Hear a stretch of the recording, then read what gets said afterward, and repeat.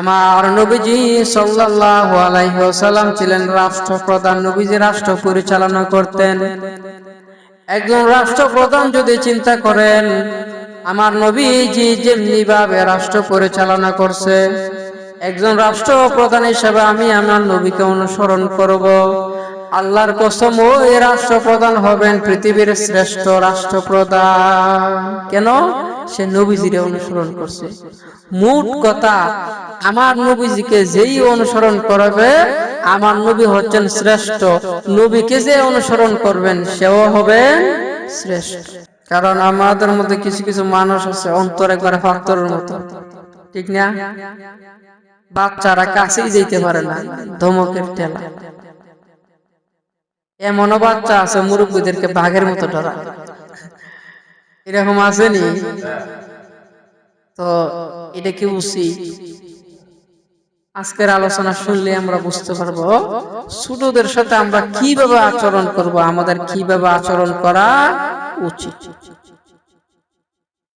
আমার আল্লাহ সুবহানাহু ওয়া তাআলা পবিত্র কোরআনুল কারীমের মধ্যে বলেন, লাকাদ কানা লাকুম ফি রাসূলিল্লাহি উসওয়াতুন হাসানাহ। এরে আমার বান্দা বান্দিরা, তোমাদের জন্য আমার রাসূলের আদর্শ হচ্ছে সবচাইতে উত্তম শ্রেষ্ঠ আদর্শ। জোরে বলুন সুবহানাল্লাহ।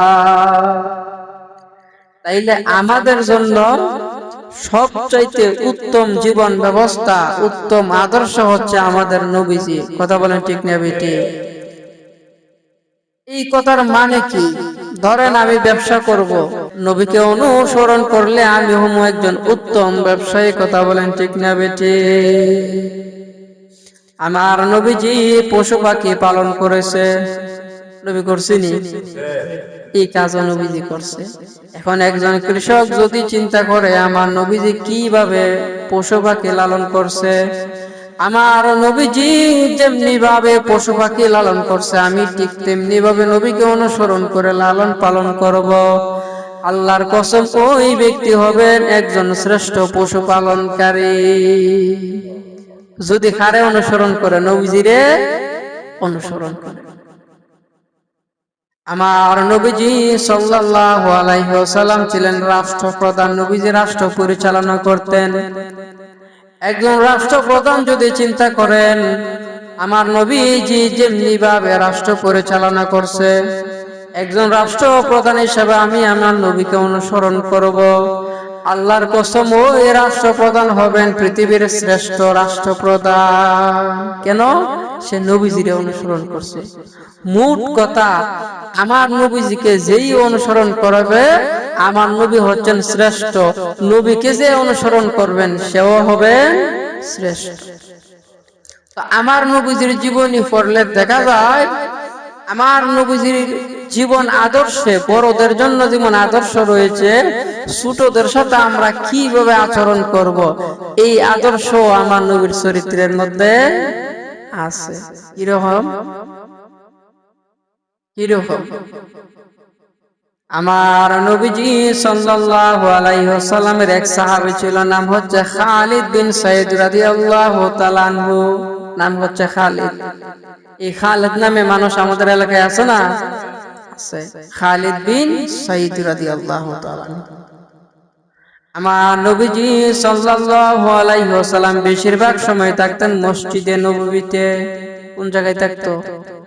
আল্লাহ রাসূল মক্কা থেকে মদিনায় হিজরত করার পর নবী নিজের হাতে যে মসজিদটা বানাইছে, ওই মসজিদের নাম হচ্ছে মসজিদে নববী, নবীর মসজিদ। জুড়ে বলুন সুবহানাল্লাহ।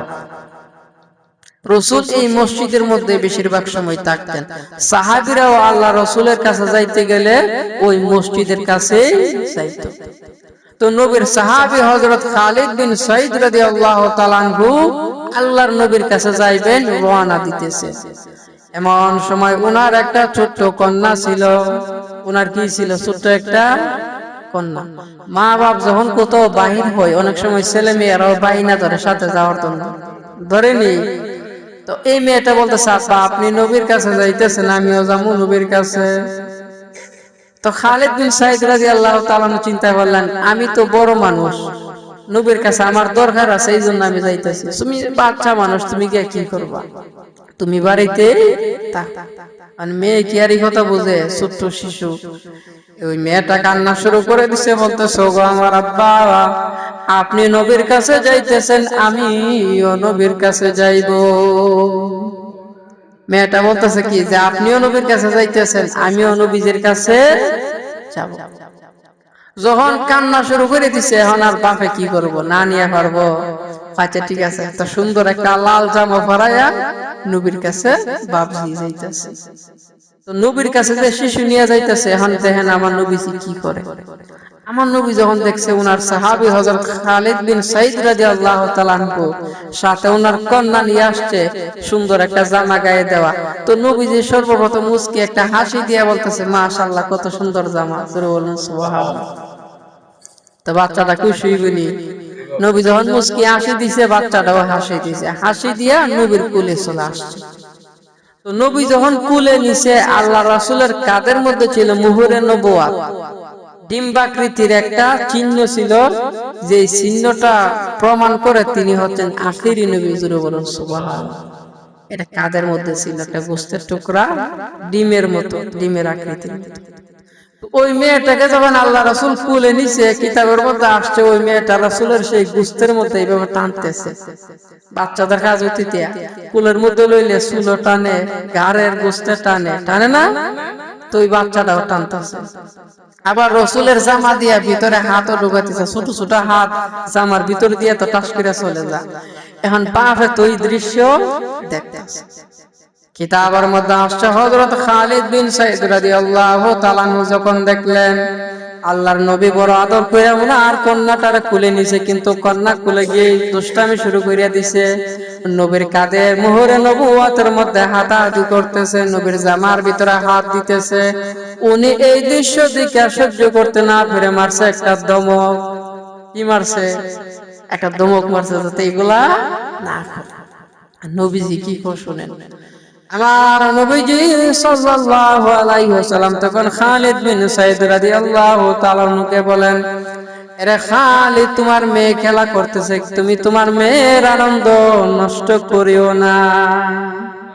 যে মেয়েটা এই গুস্তের মধ্যে হাত দিয়ে খেলতেছে, জামা নিয়ে খেলতেছে, তুমি এই মেয়েটার আনন্দটারে ধমক দিলে বাচ্চার যে হাসি মুখি ডারতা হে। দেখছেন নবীজি কতটা শিশুদের প্রতি স্নেহশীল ছিলেন, জোরে বলুন সুবহানাল্লাহ। এইজন্য আমরা যখন কোনো বাচ্চা কোলে নিব, আমরা তখন কি করব? বাচ্চা মানুষ শয়তানি দুষ্টামি করবই, চুলে হাত দিব, কাঁধে হাত দিব, কিন্তু রাগ করা যাবে না, গালিগালাজ করা। আমরা হইলে গালি শুরু করে দিলাম, কথা বলেন ঠিক না বেঠিক? এটা একটা বেত্তুমি, যেটা কুলো লুচি আদর হইয়া এটা কুলো উঠেছে, আমার জামার মধ্যে টানাটানি শুরু করে দিছে, আমার কাঁধের মধ্যে হাত দেওয়া শুরু করছে। কিন্তু নবীজি কি করছে? আরো আদর হইয়া দিছে, জোরে বলুন সুবহানাল্লাহ। হযরত উম্মে কায়েসের একটা ছেলে ছিল, ছোট শিশু। উনি উনার সন্তান নিয়ে আল্লাহ রসুলের বাড়িতে গেলেন। এমন সময় আল্লাহ রসুল খাবার খাওয়ার জন্য হাতটা ধুইছে, এখন খাবার শুরু করেন। আমার নবী যখন দেখলেন উম্মে কায়েস একটা সন্তান নিয়ে উনার কাছে আসছে, নবীজি কানা পিনার মধ্যে মাত্র বসছে, এখনো শুরু করে নাই। কিতাবের মধ্যে আসছে আল্লাহ রাসূল সঙ্গে সঙ্গে দাঁড়ায় গেছে, ওই শিশুটারে গিয়ে আদর করা শুরু করলেন, জোরে বলুন সুবহানাল্লাহ। রাসূল মুস্কি হাসি দিয়া ওই শিশুটার কাছে গেছে, কোলে নিছে। তো কোলে নেওয়ার পর কিতাবের মধ্যে আসছে ওই বাচ্চাটা আদর হইয়া রাসূলের কোলের মধ্যে দিছে কসরা। নবীজির কোলে কি করে দিছে মনে আছে নি? গত বছর এই যে বাড়িতে গেছিলাম, এক বাচ্চারা যে কোলে আমার কাছে নিয়ে আসছিল ফদিতা, বাচ্চা বছর করে দিছেন না পাঞ্জাবির মধ্যে। ওই বাচ্চারা যখন আল্লাহ রাসূল কোলে আদর করে নিছে, বাচ্চা আদর হইয়া নবীজির কোলে কি করে দিছে।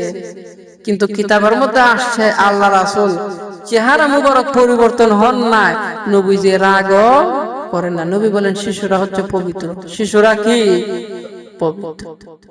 নবী বলেন পানি নিয়ে আসো, পানি নিয়ে আসছো। যে আনা প্রস্রাব করে দিছে ওই জায়গাটা ধুয়ে দিছে, ধুইলে তো পবিত্র হয়ে গেছে। এখন যদি রাগ করতো, নবীজি কষ্ট পাইতো, চেহারা মলিন হয়ে যাইতো, ওই বাচ্চা কি আর জীবনে নবীজির কাছে আইলো? বাচ্চা মানুষ প্রস্রাব করতেই পারে, এটা স্বাভাবিক ঘটনা, এটা কি অস্বাভাবিক ঘটনা? স্বাভাবিক ঘটনা। আমার নবীদের সবচাইতে বড় কন্যার নাম হচ্ছে হযরতে জৈনব। নাম কি? জৈনব ছিল আল্লাহ রাসূলের সবচাইতে বড় কন্যা। জৈনবের বিবাহ হয়েছিল ওনার খালাতো ভাই হযরত আবুল আস রাদিয়াল্লাহু তাআলা আনহুর সাথে। তো জৈনবের কিতাবের মধ্যে আসছে একটা কন্যা ছিল, নাম হচ্ছে উমামা। নাম কি? নামটা যেমন সুন্দর, বাচ্চাটাও ছিল সুন্দর, আর নবীজি সেই নাতনিরে খুব আদর করতেন। জোরে বলুন সুবহানাল্লাহ। নবীর জিয়ার ঘরের নাতনি। তো আল্লাহ রাসূল সাল্লাল্লাহু আলাইহি ওয়াসাল্লামের সাহাবী হযরত কাতাদা রাদিয়াল্লাহু তাআলা বলেন, একবার আল্লাহ রাসূল সেই উমামারে কাঁধে করে নিয়ে মসজিদে নববীর মধ্যে আসছে। বিলাল আল্লাহ রাসূলকে দেখে ইকামত দিছে, নবীজি নামাজের বিস্তার মধ্যে চলে আসছে, এখনো নবীজির কাঁধের মধ্যে ওনার নাতনি বসাও। আল্লাহ রাসূল সাল্লাল্লাহু আলাইহি ওয়াসাল্লাম আল্লাহু আকবার বলে নামাজ শুরু করে দিয়েছেন, নাতনি এখনো কাঁধের মধ্যে বসা। আল্লাহ রাসূল সূরা ফাতিহা পড়লেন, অন্যান্য সূরা মিলাইলেন, এখন আল্লাহ রাসূল নামান নাই। যখন রুকু সিজদা দিবেন আল্লাহ রাসূল নামাইলেন, আবার যখন আল্লাহু আকবার বলে রাসূল দাঁড়াইলেন, কিতাবের মধ্যে আসছে ছোট্ট নাতনিকে আবার কোলে তুইলা নিছে। জোরে বলুন না সুবহানাল্লাহ। রাসূল শিশুদেরকে যে কেমন আদর করতে দেখেন, যে নবীজি নিজের নাতনিরে কাদের মধ্যে লইয়া মসজিদে আসছে, কাদের মধ্যে বসা, আজান দিছে, ইকামত দিছে, আল্লাহ রাসূল সাল্লাল্লাহু আলাইহি ওয়াসাল্লাম আল্লাহু আকবার বলে হাত পাচ্ছে, তবুও নাতনিকে সরান নাই। এরপর আল্লাহ রাসূল রুকু সিজদা দিছে, আল্লাহ রাসূল কাছে রাখছে, আবার যখন দাঁড়াইছে আবার আল্লাহ রাসূল সেই নাতনির কাদের মধ্যে বসাইছে। জোরে বলুন সুবহানাল্লাহ। চিন্তা করেন, আল্লাহ রাসূল নাতনিদেরকে, নাতি নাতনিদেরকে কি আদর করতো। আর হাসান হুসাইন তো নবীজির গোড়ায় দৌড়াইতো, নবীজি যখনই সিজদার মধ্যে যাইতো দুজনেই আল্লাহ রাসূলের পিঠের মধ্যে গিয়ে উঠতেন। জোরে বলুন সুবহানাল্লাহ। এইরকম নাতি নাতনি আপনাদের আসেনি? কাছে আইনি না 3 মাইল দূরে থাকে? যেই ব্যক্তির কাছে বাচ্চাদেরকে আদর আসে, আমার নবীজি কি বলছে, যে বাচ্চারা হচ্ছে পবিত্র।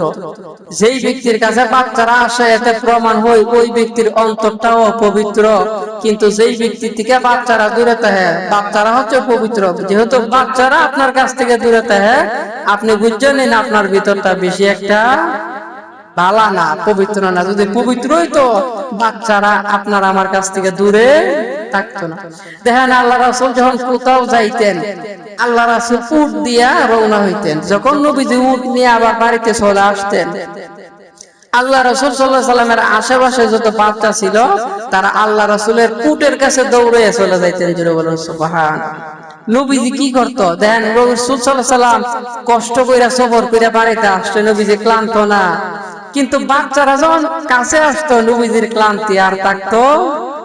একবার হইছে কি, নবী যখন উট নিয়ে আসছে, দুইটা কিশোর বাচ্চা নবীজির কাছে দৌড়ায় আসছে, কথা বলতে পারে। আমার নবীজি সাল্লাল্লাহু আলাইহি ওয়াসাল্লামের উটের মধ্যে দুইজনে বসছে, নবীজির মধ্যে বসা। সামনের বাচ্চাটা পিছনের বাচ্চাকে বলতেছে যে, হ্যাঁ ভাই দেখো, আমি আল্লাহ রাসূলের সামনে বসা আর তুমি হচ্ছে পিছনে বসা। আমি আল্লাহ রাসূলের কোথায় বসা? সামনে বসা, আর তুমি পিছনে বসা। এখন সে কি করবে? সে কি করছে? আল্লাহ রাসূলের দুই হাত ধরে বলতেছে যে, দেখো, যদিও আমি পিছনে বসা, আমি কিন্তু আল্লাহ রাসূলের হাত ধরে রাখছি। জোরে বলুন সুবহানাল্লাহ। এখন সামনের বাচ্চাটা কি করব? কি করার আছে? হাত তো ধরে লইছে। কিতাবের মধ্যে আসছে সামনের বাচ্চাটা এইভাবে আল্লাহ রাসূলকে হেলান দিছে। সে তো সামনে কি করব? নবীজিরে। এখন সে বলতেছে যে, দেখো, আমি নবীজিরে চেয়ার বানাইয়া নবীজিরে হেলান দিছি। জোরে বলুন সুবহানাল্লাহ। পিছনের বাচ্চাটা কেমন চিন্তা করতেছে, আমি কি করতে পারে? সে কি করছে? দুই হাত দিয়া আল্লাহ রাসূলকে জড়াইয়া ধরছে, যে তুমি তো নবীজিরে হেলান দিছো, আর দেখো আমি কি করছে, আমি নবীজিরে দুই হাত দিয়া জড়াইয়া ধরছি। জোরে বলুন সুবহানাল্লাহ। এখন সামনের বাচ্চাটা আর কিছু বলতে পারতেছে না, সে কি করব? সে তো সামনে বসা, সে কি জড়াইয়া ধরতে পারবো? সে হেলান দেওয়ার বেশি তো কিছু করতে পারবে না। কিন্তু পিছনে যে বাচ্চাটা বসা, সে তো আল্লাহ রাসূলকে জড়াইয়া সুন্দর করে ধরছে। তো নবীজি এই দৃশ্য দেখতেছ না, কিতাবের মধ্যে আসছে আল্লাহ রাসূল সামনের বাচ্চাটার মনটা ভালো করার জন্য নবীজির হাত মুবারক সেই বাচ্চার কাঁধে রাখছে, সঙ্গে সঙ্গে বাচ্চাটা খুশি হয়ে গেছে। জোরে বলুন সুবহান। এইভাবে আল্লাহ রাসূল বাচ্চাদেরকে খুশি করতেন, আদর করতেন, কিন্তু আল্লাহ রাসূল কখনোই ধমক দিতেন না।